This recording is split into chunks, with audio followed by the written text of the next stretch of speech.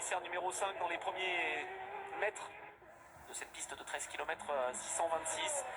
On va essayer d'en savoir plus. C'était simplement une voiture partie en dehors des limites de piste. On est avec la Porsche numéro 92 de Kevin Estre. Alors là, ce qu'il se passe, Pierre Rag, on va essayer de le décrypter. Il prend l'aspiration. Qu'est-ce que c'est l'aspiration? C'est ça. Donc en fait, Kevin se blottit derrière la voiture pour ne pas avoir de moins d'air, de ne pas avoir l'air qui peut ralentir sa voiture et donc bénéficier de plus de Vmax. Et la voiture est moins ralentie par ce qu'on appelle le coefficient de frottement de l'air sur la carrosserie de sa voiture. Et c'est pour ça que les voitures se doublent en bout de ligne droite souvent. On se protège en fait, voilà, elles ne font plus qu'une ces voitures, on n'aperçoit même plus la voiture de Kevin Estre derrière. C'est ça, oui, c'est fou que des pilotes, alors après ils ont un très très haut niveau, c'est des pilotes professionnels, mais c'est fou que l'équipe les laisse se battre aussi, j'ai envie de dire, collés serrés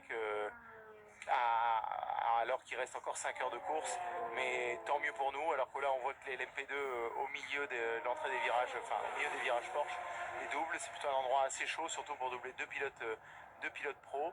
Oui, accessoirement, bon, c'était Juan Pablo Montoya dans la voiture, mais accessoirement, voilà, laisser passer une voiture plus rapide, un véhicule LMP2, c'est plutôt compliqué évidemment quand on se bat. Alors que là, on a aperçu la voiture à droite de l'image, celle de Kevin Estre, qui est partie un peu large. C'est ce qu'on appelle le non-respect des track limits. Là, on l'a bien vu. C'est ça, oui, là clairement, on est passé au-delà des limites de la piste, mais c'est vrai que quand on suit, même si c'est des voitures GT qui ont moins d'appui aérodynamique, de plus en plus, on voit que tous les constructeurs travaillent sur les appendices aérodynamiques. Et là, on va voir l'attaque, je pense, de Kevin au virage du Dunlop. Ça devrait passer. Fred Makowiecki Ouais, intelligemment lâche.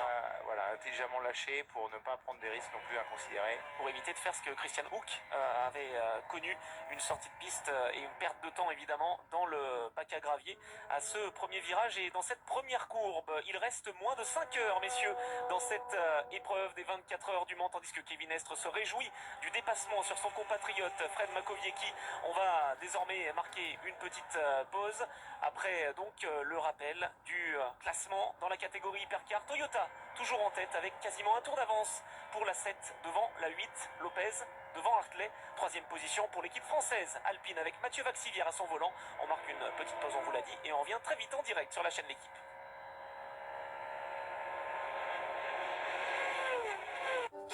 Les 24 heures du Mans continuent avec glinchautomobile.com, mandataire multimarque.